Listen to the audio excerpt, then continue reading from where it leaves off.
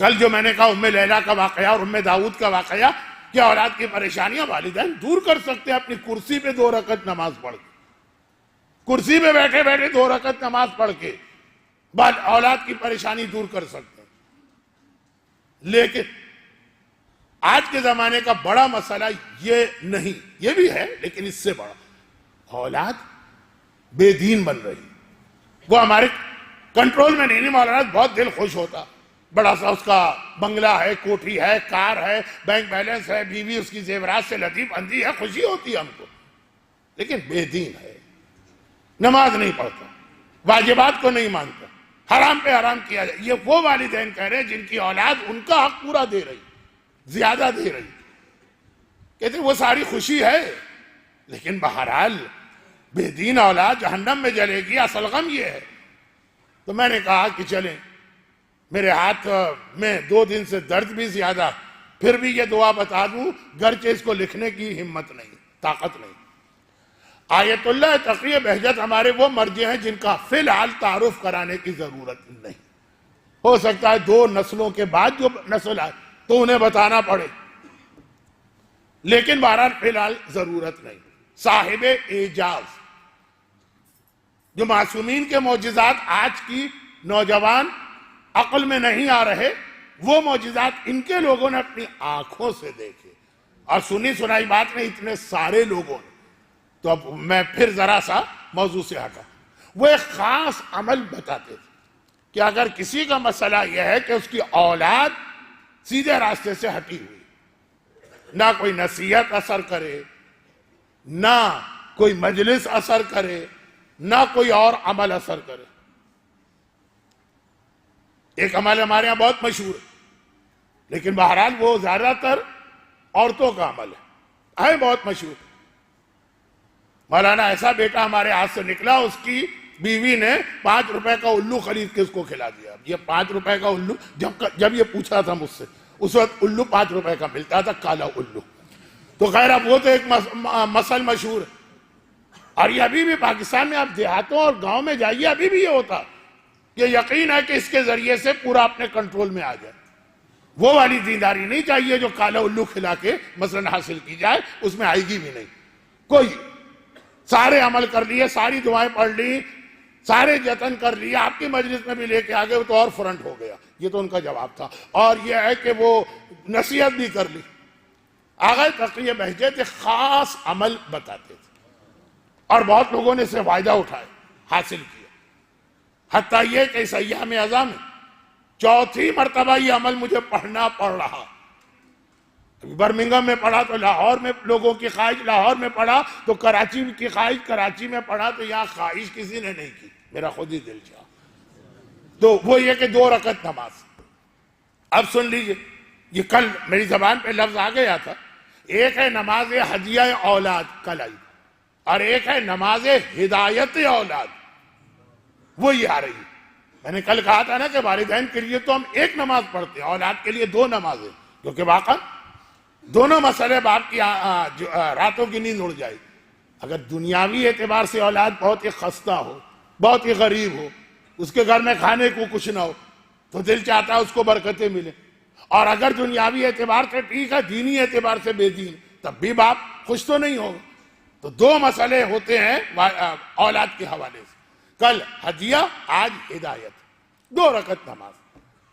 یہ والی نماز کا انداز نماز مغفرت والدین ٹائپ کا ہے، اس کا انداز۔ ٹائپ کا مطلب کیا ہے؟ ٹائپ کا مطلب یہ ہے کہ اس میں 2 رکعت، دونوں رکعتوں میں الحمد کے بعد قرآن کی ایک آیت 10 بار پڑھنا۔ نماز ہدیہ والدین ایسی ہی ہے، کوئی سورہ نہیں ہے، ایک آیت، لیکن 10 مرتبہ پہلی رکعت میں وہ الگ، 10 مرتبہ دوسری، کیونکہ ان آیتوں میں بھی بہت اہم پیغام ہے، لیکن وہ پیغام بعد میں۔ جو میری عادت ہے اس کے اعتبار سے تو میں بیچ میں بات چھوڑ کے مسائل پڑھ کے کہہ سکتا ہوں کل آئیے گا، لیکن نہیں، اس وقت نہیں کہنا چاہ رہا، بات پوری ہو جائے۔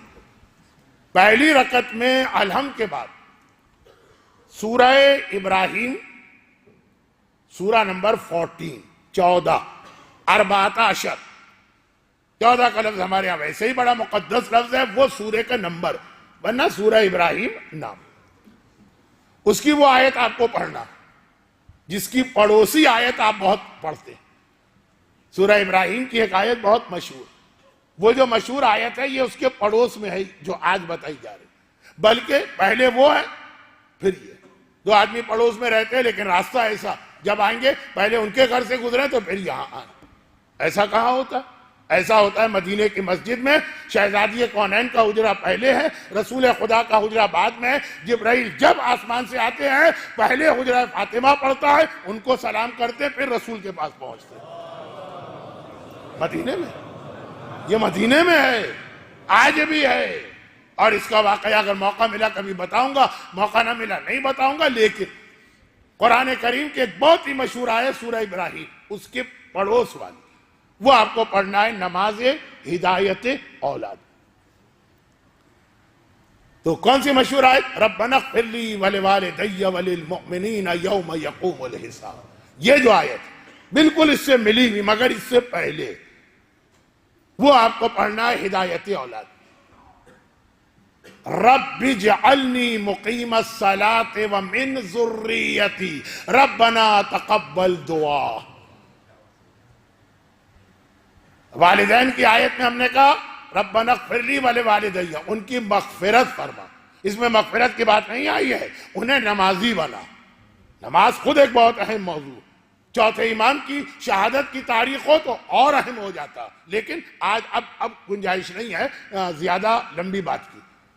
اے خدا مجھے بھی، اور اس میں ایک بہت اہم نقطہ آ گیا تربیت اولاد کا، پوری مجلس، لیکن جو نہیں آئیں گے کل سے عذاب و صراط اور جہنم اور یہ سب سننے کو تو نہیں آتے، وہ ان کے لیے کہ نمازی بنا لیکن پہلے خود ہے پھر اولاد آ رہی ہے۔ یہی ہمارا پرابلم ہے، اولاد کو ساری نصیحت کرتے ہیں اور خود اس پہ عمل نہیں کرتے۔ کیسے بنے گی اولاد دیندار؟ لیکن آج کا موضوع نہیں ہے، یہ تو پورا ایک الگ موضوع۔ رب اجعلنی مقیم الصلاۃ، مجھے بھی نمازی بنا، ومن ذریتی، اور میری اولاد کو بھی، ربنا تقبل دعا، اور کوئی دعا قبول کر کے نہ کر، خدا بندہ یہ دعا ضرور قبول کر۔ یہ آیت، اب اس آیت کا نمبر کیا ہے؟ 40 آیت نمبر 40 سورہ ابراہیم، 10 مرتبہ یہ آیت۔ اچھا مجمع کو زبانی یاد ہے، میں نے نہیں پڑھا، اس سے پہلے آپ نے پڑھ دیا اس آیت کو، یہ والی آیت۔ اور دوسری رکعت میں الحمد کے بعد، اچھا چونکہ ہماری اس سال کی مجالس کا زیادہ عنوان اولاد کے حوالے سے تھا، ان کی تربیت، اس لیے یہ ساری چیزیں موضوع سے ہٹ کے بھی نہیں، یہ سب آگے چل کے کام آ رہی ہیں۔ مقیم الصلاۃ کیوں کہا، اس میں بھی پہلے اپنا ذکر کیوں کیا، اور یہ دوسری آیت، یہ آیت الحمد کے سورے میں دوسری رکعت، الحمد کے بعد 10 مرتبہ یہ دوسری آیت۔ سورہ فرقان، سورہ نمبر 25، آیت کا نمبر 74، دونوں کو ملائے تو 99 کا عدد بنتا۔ 25واں سورہ ہے، 74 نمبر کی آیت۔ اور یہ جو آیت ہے 74 نمبر کی، اس سے پہلے سے ایک سلسلہ چلا آیتوں کا، وَعِبَادُ الرَّحْمَانِ، قرآن نے کہا آؤ ہم تمہیں رحمان کے بندوں کی نشانی بتائیں۔ ہر ایک اپنے آپ کو انی عبداللہ کہنے والے کو اللہ بندہ نہیں مان رہا، ہم بتاتے ہیں۔ تو بہت اہم آیت ہے قرآن کے تفسیر میں، پورا رمضان میں نے اس میں گزارا، لیکن فی الحال آج کے موضوع سے متعلق ایک آیت، اور وہ یہ کہ ربنا ہب لنا من ازواجنا وذریاتنا قرۃ اعین واجعلنا للمتقین اماما۔ سورہ فرقان، ربنا ہب لنا من لدنک، نے ہب لنا من ازواجنا وذریاتنا قرۃ اعین واجعلنا للمتقین اماما۔ بہت ہی آسان الفاظ، ترجمہ کے بغیر آپ سمجھ گئے کہ اے خدا ہماری بیویوں اور ہماری اولاد کو ہماری قرۃ اعین، آنکھوں کی ٹھنڈک بنا۔ شرابی بیٹا ہو تو کون سے باپ کی آنکھ کی ٹھنڈک بنے گی؟ بے حجاب بچی ہو تو کون سے باپ کی آنکھ کی ٹھنڈک بنے گی؟ گانے سننے والا نوجوان ہو، کون سے باپ کی آنکھ کی ٹھنڈک بنے گی؟ آنکھ کی ٹھنڈک. ہو سکتا ہے دنیا میں فخر کا ذریعہ بنے. مولانا ذرا دیکھیے میری بچی ہے بہت ہی اچھی گلوکارہ. یہ بھی تعارف لوگوں نے کرایا اپنی بچی کا. میں نے کہا گلوکارہ تو بعد میں بچی کو لائیے. نہیں مولانا بہت چھوٹی بچی ہے. چلے بلائیے. چھوٹی وہ 22 سال کی.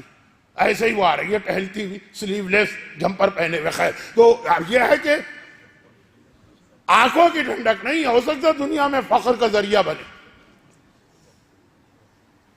ربنا حب لنا من ازواجنا وذریاتنا قرۃ اعین واجعلنا للمتقین اماما. یہ آیت مکمل.